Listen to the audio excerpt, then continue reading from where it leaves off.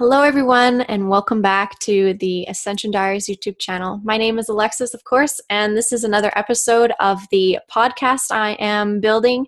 And today I have brought on my friend Justin, and he and I are going to be discussing the Schumann resonance and a little bit about entrainment and about certain patterns that he's seen. And he's been in this sort of field for much longer than I have, relatively anyways, and I'm going to let him introduce himself and let you know where you can find him and his content if you're interested. So please, Justin. Well, thanks for having me on, Alexis. It's a pleasure to be here. I am Justin Deschamps. I run the Stillness in the Storm website, which you can find at stillnessinthestorm.com.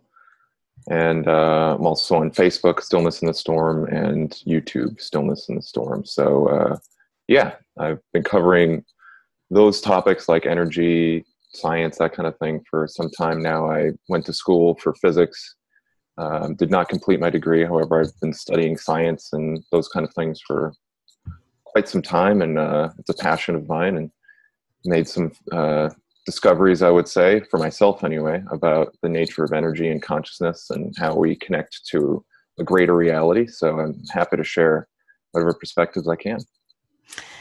Which I appreciate, because it's nice to get a different perspective from somebody, obviously, who has a physics background and has such a wonderful brain like you do. And I love to pick your brain about these things because I like the way that you word them. And I know you've written a lot of articles about this sort of content. So I feel like it would be fair to just, pick your brain about it a little bit. So I was wondering if you wouldn't mind explaining how and what you believe the Schumann resonance is and what it does. Sure. Well, the Schumann resonance is a series of frequencies in the electromagnetic spectrum that relate to the cavity of the Earth. So if you take the Earth's surface and you go up to the ionosphere, which is the ionized section of the atmosphere, there's this cavity, and that cavity is where certain frequencies oscillate. And these frequencies are measured in hertz. So a hertz is a cycle per second. And that cavity is created by the space in between. So basically the electrical interactions of the Earth, the geomagnetic field, as it interacts with the solar wind, creates this electromagnetic field around the Earth that we know of as the Schumann resonances. And these resonances are, the term resonance is a potential. So it's very similar to like a piano. You have all these keys on the piano, but it doesn't necessarily mean that the keys are being struck. So when we talk about the Schumann resonances themselves, it's kind of like a scale. So you have all of these notes on the musical scale, but until a musician plays something using an instrument, then you're not going to necessarily hear a sound. So when we talk about the Schumann resonance, that's what we're talking about, is the potentialized set of harmonics that is created between the surface of the Earth and the ionosphere. And when various perturbations or interactions happen between the geomagnetic fields and the solar wind, then we get these energy disturbances in the Schumann resonance. And those are those beautiful graphs that you see a lot of times, that you post quite frequently. Yeah. So yeah, that's the Schumann resonance. Lovely. I really appreciate you explaining that in such, eloquent physics terms, because I try, and I've done my own research on it and have my own background in my own education, but sometimes it's just difficult to explain it over and over and over, and trying to get it in the most succinct explanation. So I'm really glad that you gave that, and with the sort of effect that it has and how it's available for all of us on this planet. And I'm understanding you also know that this is sort of rumored to also be playing on the space station, and it is necessary for us as human beings to be in this sort of resonance. And I was wondering if you ever noticed on those days where I'm posting, or whoever's posting, that these Schumann resonance is having more excitement, if you're having any sort of noticeable effects in your own life, or if you've noticed that at all. Yeah, definitely. Well, again, the Schumann resonances are like the keys to a piano, but they're not necessarily being struck. So when things happen, either there is a coronal mass ejection or a coronal hole, so that the solar wind intensifies, then the geomagnetic field can go through a flux or a change, and then energy from the solar winds can actually make its way down into the geomagnetic field. And these are measured in the KP index, which is a measuring station basically that can actually see what the geomagnetic field is doing. So when there's different states of geomagnetic activity, it directly has an effect on our consciousness. So generally speaking, if the field or if the geomagnetic field is fairly stable, then you're going to experience a greater connection to the Earth and the cosmos in general. And that directly translates into heightened telepathic communication, basically. And that was supported by the work of Dr. Michael Persinger when he was studying with Ingo Swann in, I believe it's Stanford Research Institute, SRI. And what he noticed was that if he took a coherent magnetic field and he put Ingo Swann, who is a very famous remote viewer, if anybody's seen the movie Men Who Stare at Goats, that work is partially based on what Ingo Swann was doing in the Stargate project with the Defense Intelligence Program. Nice. And what he noticed was that if you took a coherent magnetic field and you embedded Ingo in that field, and then somebody else who was either looking at a picture or thinking about something, then Ingo could actually telepathically connect to that person and start to get information from them. And if you removed him from that coherent magnetic field, his ability to do that was reduced. So what that suggests is that the coherence of the electromagnetic field or the magnetic field that two people are in, or any number of people in, directly relates to how much information can be shared telepathically in between two people. So what's interesting about that is the Earth is itself a magnetic field. It has a geomagnetic field. That's what we were just talking about. And when there's geomagnetic storms happening, the magnetic field becomes somewhat chaotic, and the ability to have these telepathic downloads and connections actually gets reduced. So you kind of get sealed off, quote unquote, from either other minds or the cosmos in general. So, what the effect that it has on people is, geomagnetic disturbances can have health effects.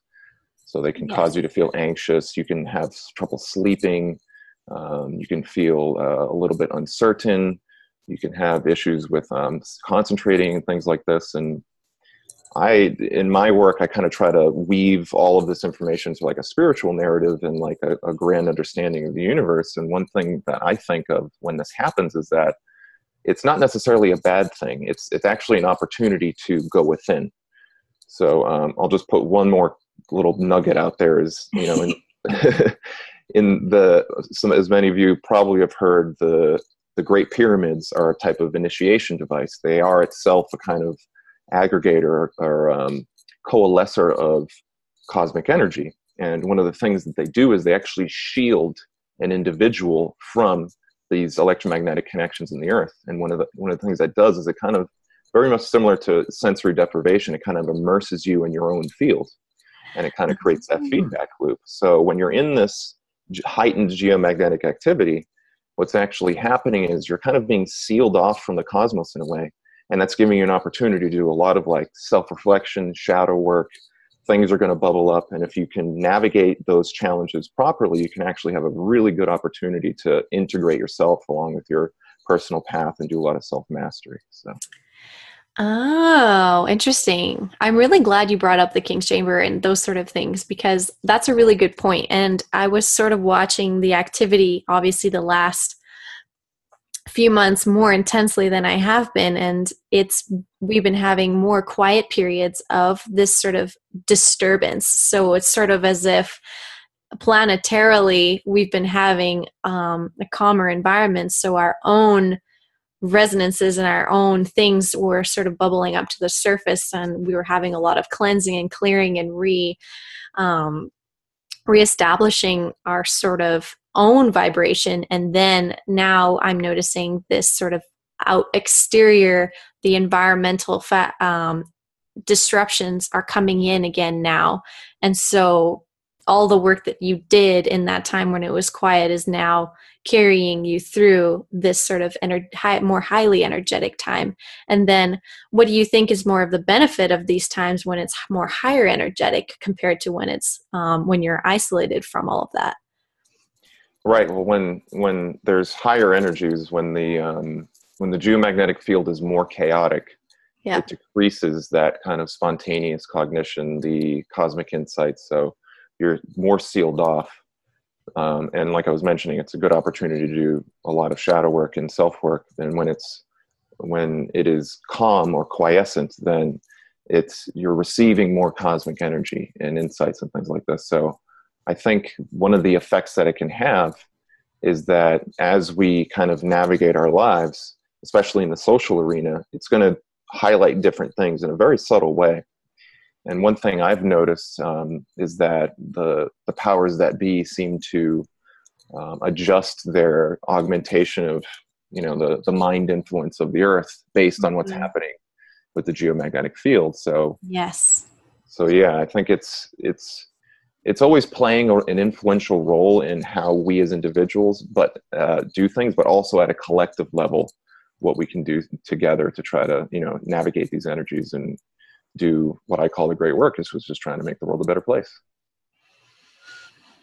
I like that. And I don't generally touch on that, but I agree with you how obviously it would make sense that when there is to use the environment to go along with a certain agenda, because that's a big thing and not problem, but a big observation I've had is that during these sort of larger and this sort of electric information that we're getting, there is edits that happen and there is, particular data that isn't released.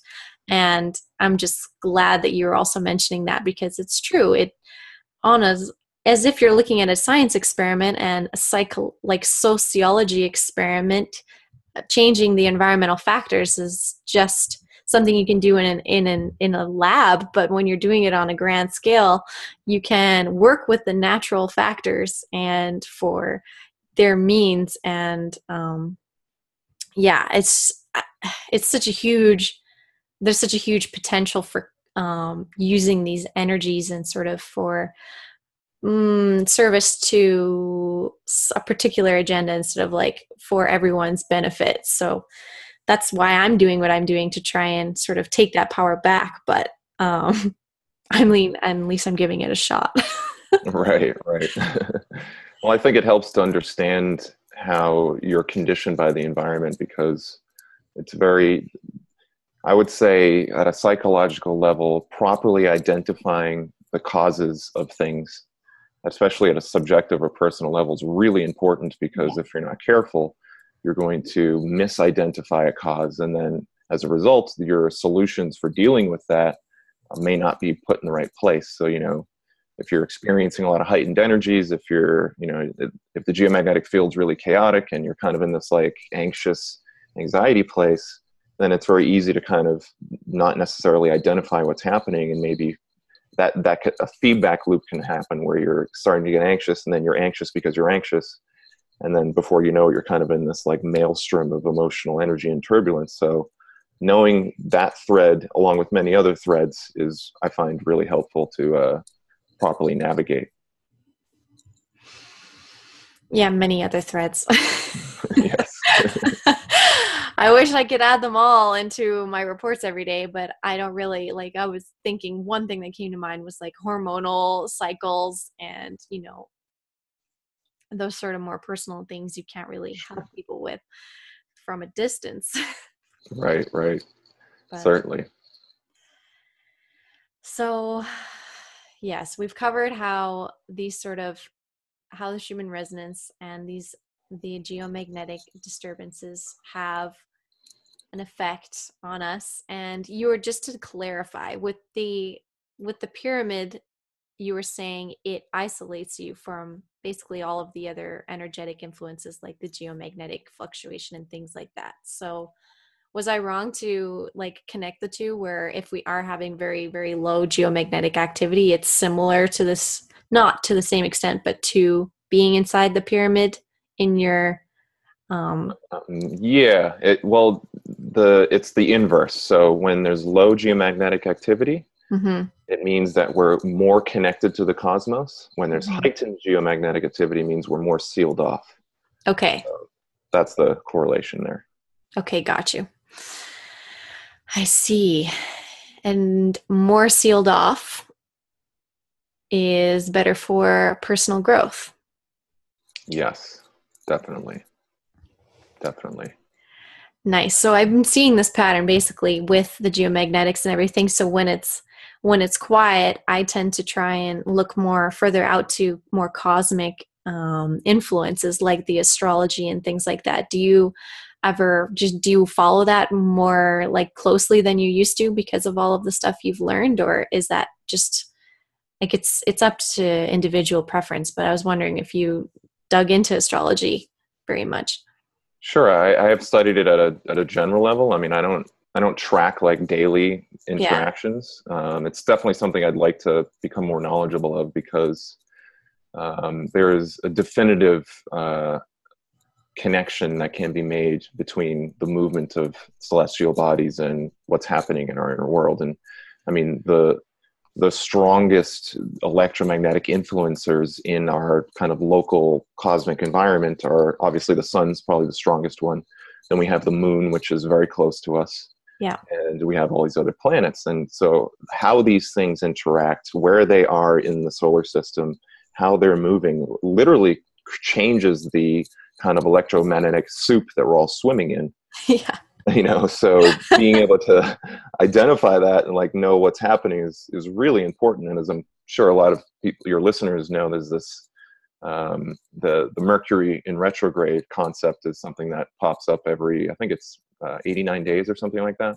Mm. So usually when that happens, technology starts to break down, your plans aren't necessarily coming into fruition, all these kind of things. So being understanding what those influences are at a kind of grand level is really important. But I always like to also nest that into a kind of a personal context, which is that, yes, these giant cosmic influences are definitely affecting you.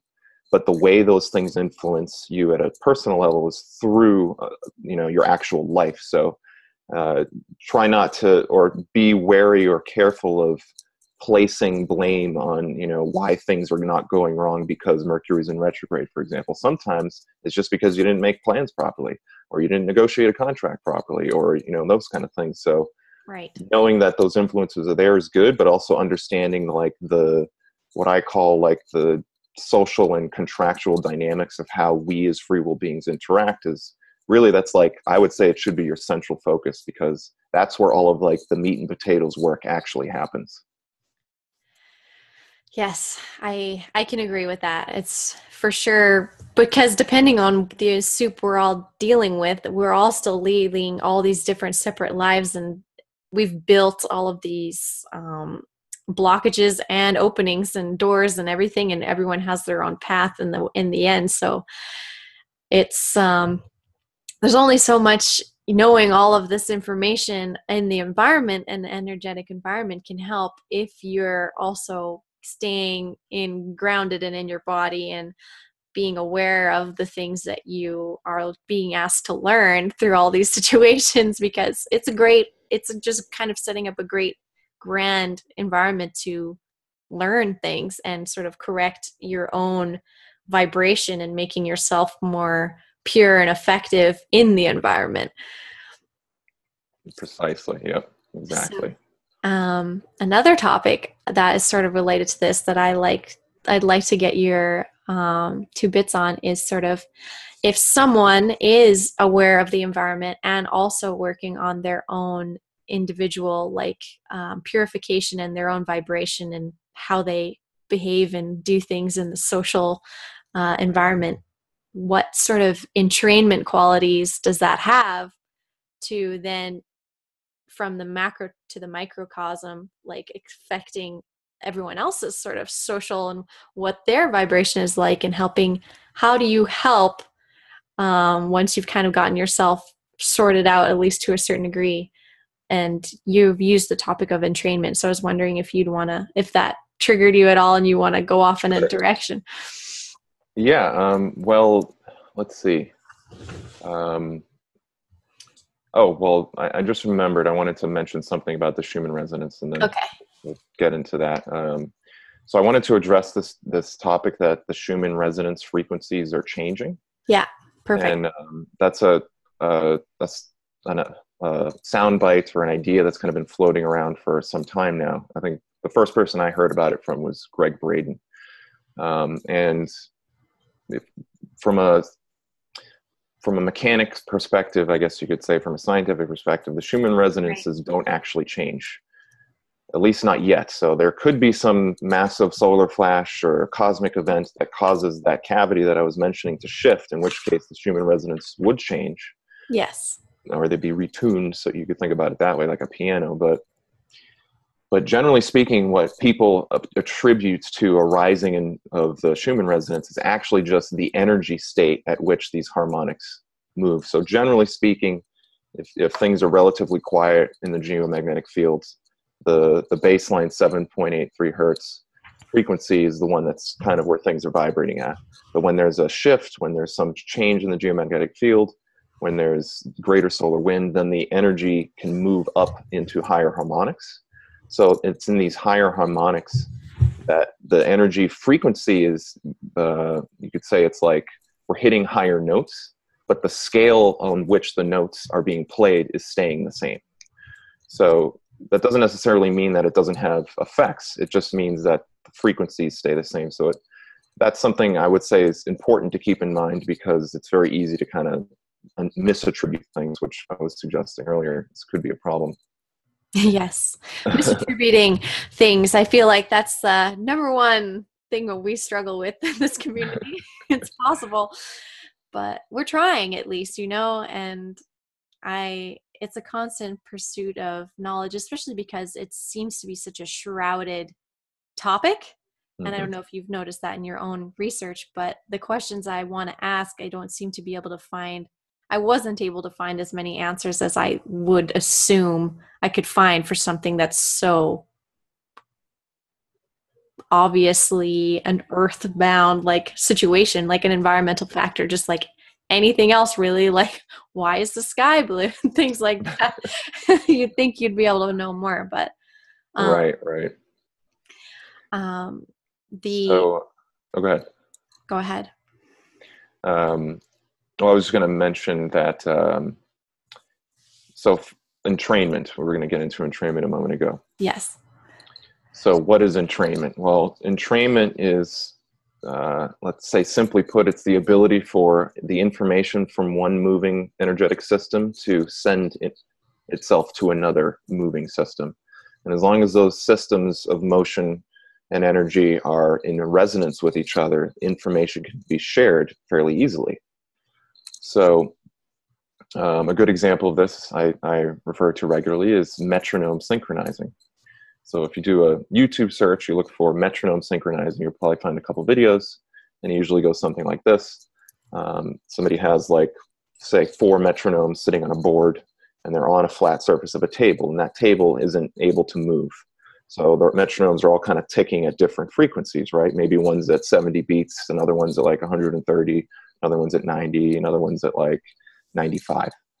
But then and as long as those things are on the stable surface, they're not going to be able to synchronize with each other. But as soon as you take that board that they rest on and you move it onto a series of cans, or some kind of like swing that allows the momentum from each of the ticks to transfer onto the board, and then therefore the frequency can be communicated into that system of metronomes. After about a minute and a half, 2 minutes, all of a sudden these metronomes all start ticking in synchronicity with each other, or synchronizing with each other. So that phenomenon of being able to share one metronome's frequency with the whole system is called entrainment. Mm-hmm. And what's basically happening is it's kind of like each metronome is like 4 different singers. And then each of those singers is listening to the overall frequency that is averaged between them. And over time, they're adjusting themselves so that eventually they're all singing the same pitch. They're all singing the same note. Right. The reason why that happens is because the information can now be shared between each other. So there's a resonance that could be affected between them. So when we talk about entrainment, anytime that there's we'll talk about human beings. When human beings are in resonance with the earth, our bodies, our brains and our hearts, our DNA, the literal physiology that we have about our bodies is literally a harmonic of the Schumann resonance. So what that means is that we're literally in tune with the earth. And because of that, when energy comes into the earth and starts making its way down, we literally absorb that energy and it starts to change our frequency, change our consciousness. And then because we have free will and we have the ability to change our mind, depending on what we do with that, it's going to either cause us to be in harmony or not be in harmony. So that's the general concept of what entrainment is. And it's a fascinating concept. And I would say if you truly understand like the magnitude of what entrainment is actually telling us at a physics level, and you kind of distill that principle and apply it to other areas, then even like in communication, that's what's happening. I mean, right now we're sharing our minds through speaking these word symbols, and this information that's coming through these word symbols is being received by you, it's being received by the people watching this video, and then their minds are being entrained and absorbing the information. And at a social harmony level, that's like the basis of all honorable contracts. So when we talk about serving others or being honorable or being, in harmony with each other, what we're literally doing is integrity. What we're literally doing is we're talking about having the ability to have an open discourse, having each people be on the same page, and that requires a meeting of the minds. So when you're talking to somebody, when you're trying to form an agreement with them, which happens at all levels of life, the ability to be honest and hear the person out, to come to offer what your ideas are in like full disclosure, not hide anything, and trust that the other person is doing the same, that actually creates like an entrainment. So now you're both on the same page, you're able to resonate at the same frequency, and then you can work together to affect whatever thing you've agreed to do with each other. So yes, absolutely. I agree with that. Thank you. Oh my God. I thank you for mentioning that, and definitely look it up. Maybe I'll put in the comments a link to a video of the metronome sort of experiment if you want to see the visual of it. But yeah, generally we are able to, and that's the goal, right? Like that's what we're all kind of working towards, and it's potential that the whole cosmos and the whole universe is sort of working towards becoming more in resonance with itself. And so it's just so fun to track these sort of larger energetic events, because I know, and at least my understanding is that when these come in, it allows more opportunity for us as a collective to become more entrained with one another and sort of reach this sort of, I don't know, a less chaotic place. From the chaos, we will become more I don't know, in unity. And I was wondering, we've been noticing that these shifts have been happening. And since you've started your blog, I just was wondering if you've noticed all of these sort of events coming in, and that it has in fact caused so much of a shift in that. And we're all sort of in training to even higher levels than we were previously at. So how does that process sort of work? Like, if you think about it, like if we're all just in training to one another, but we're all trying to reach higher heights at the same time.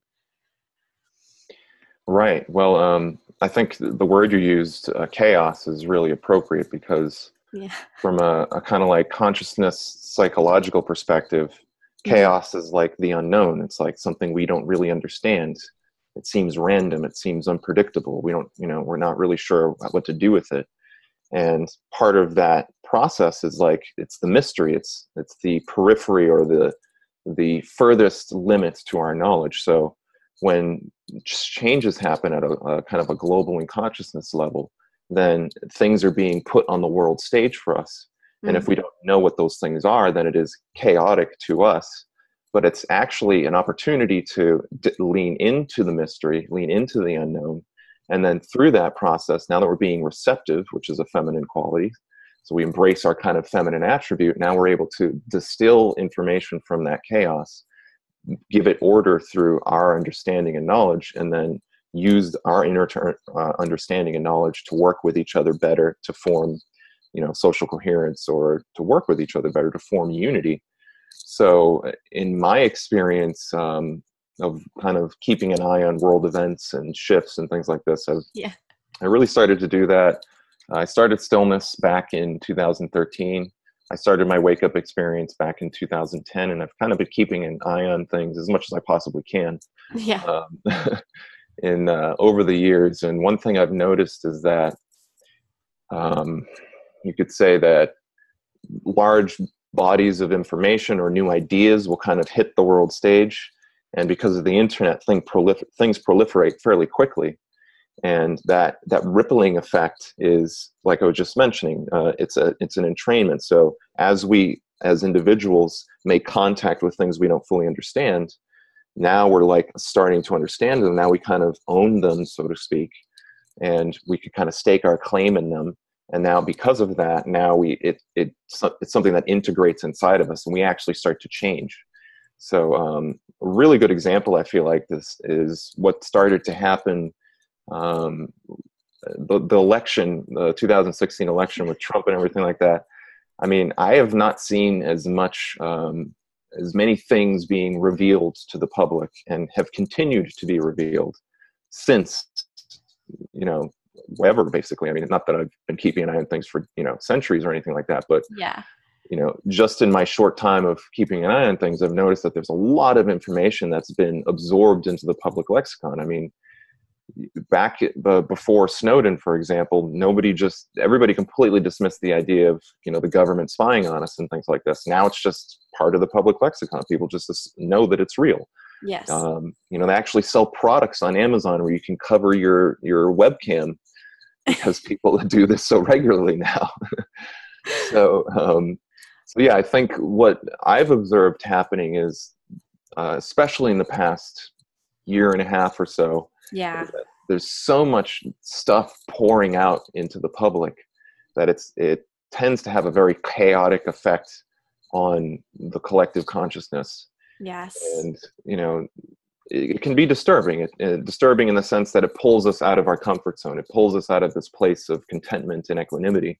But it's actually an opportunity for growth and learning. And I've been very encouraged by what I've seen manifest as a result of the catalyzing factor of new information coming out, particularly with regard to like, Q, or some of the stuff that, like, whether you love or hate Trump, I mean, one thing you can't deny is his ability to kind of like just dump information into the field, and then ripples out. So it's really creating a lot of opportunities for us to share things that we haven't necessarily shared as a people.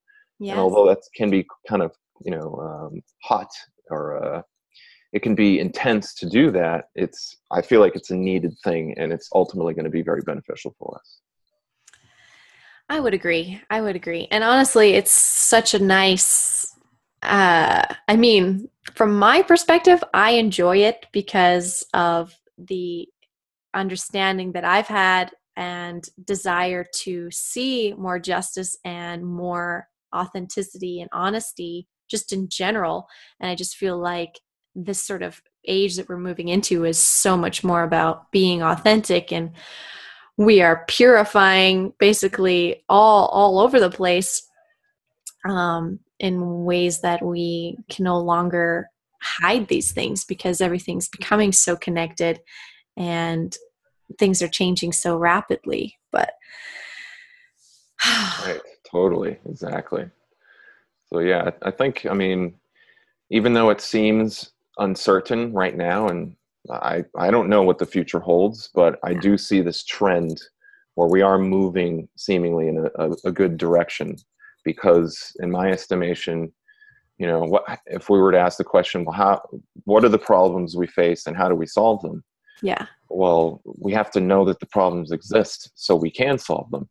And for most people, they just completely oblivious to the deeper kind of underlying issues that we face on this planet and that we have been facing for, arguably all of human history. So we are in this kind of great unveiling, the apocalypse. And although that can be really jarring, it's something we need to go through as a people. And something that I try to constantly reinforce is that, through fellowship, through unity, through Hmm. loving each other and embracing each other and giving each other the benefit of the doubt and not being so black and white in our thinking and embracing kind of a multidimensional perspective in the way that we think and analyze things, it can really give us the tools we need as a people to discuss these issues, find common ground, agree that the problems exist, so develop like a truth argument about what that is, and Right. then from that discuss, okay, well, how are we going to solve this together as a people?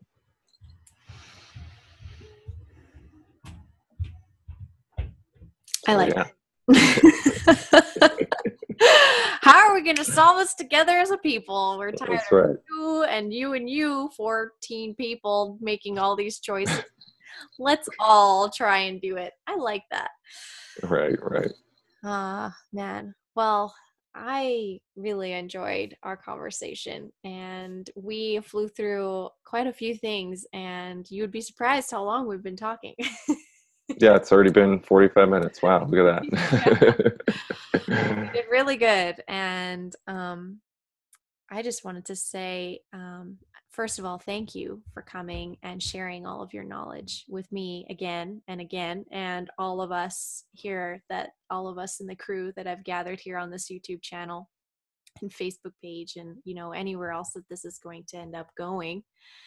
But I really think this was a good reminder, and or just sort of a perspective that gets kind of mixed up and kind of lost, because there really is a lot of order and a lot of logic to what's happening, and to I feel like things can get a little um I want to say like right brained, like a little too difficult to nail down, and it sort of brings a different type of chaos when it gets a little too, what's the word I'm looking for, I guess esoteric, but that's the Hmm. best one I can go with. And it's been sort of my charge to try and bring a balance to those two worlds, because the esoteric side and people with clairvoyance and these abilities that we all should eventually develop, because it's just being in more of a coherence with the timelessness of things that are going on and being part of the universe. But yeah, I'm glad that I was able to bring some more understanding about this particular topic in, and yeah, and keep the balance, at least try. So thank you Right, for helping right. me do that. Yeah, surely.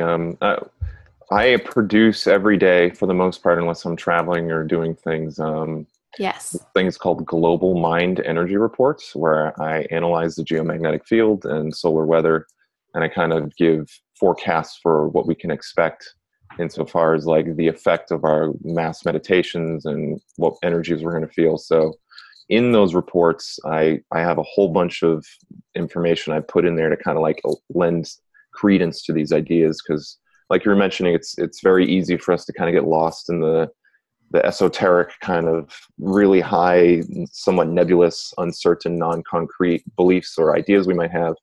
But grounding that into like a basis that has some substance to it helps us understand better, but it also helps us like have discussions with other people. So I encourage people, if you're interested in that, feel free to take a look, and there's all sorts of great links and information and stuff in there. So Yes, I absolutely agree.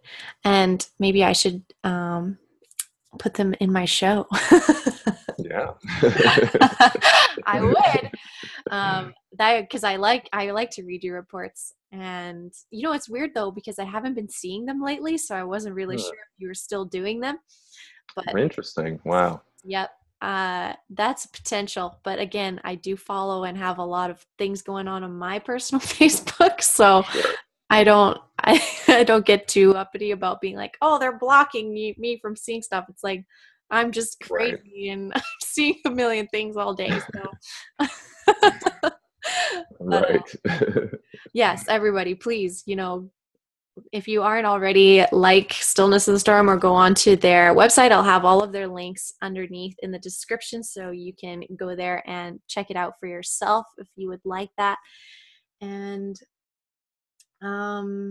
yeah, I guess I would like to invite you, if you have any sort of message you'd like to bring out into the collective right now and speak your truth about perhaps something we all may need to hear or would help to rebalance things right now. I would love to give you the floor about that, and then we'll wrap it up.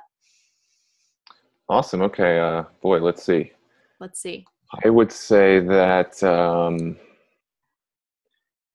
each of you is special, and you came here, I would say, for a specific purpose and mission.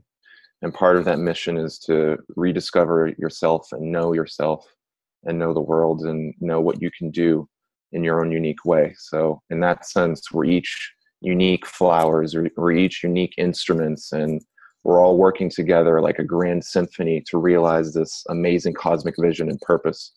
So keep doing that work. I know life can get hard sometimes. I know circumstances can be crazy, but you always have the power and the love and support from literally the entire creation supporting you and holding you and embracing you. So always lean into that. Go into that point of stillness within yourself.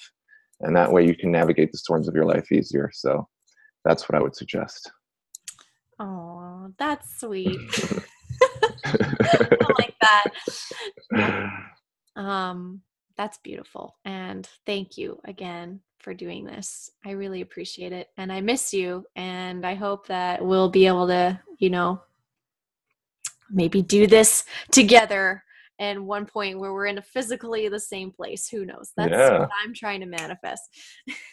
right on. Yeah, thanks for having me. It was a pleasure. And I look forward to anything we do in the future together. So thanks, everybody. Yes. Thank you, everyone. And yes, check in the description if you want to look for the links. And until next time, I think that's going to be it from us. So much love, and we will be seeing you. So goodbye, everybody. Take care, everybody. Bye.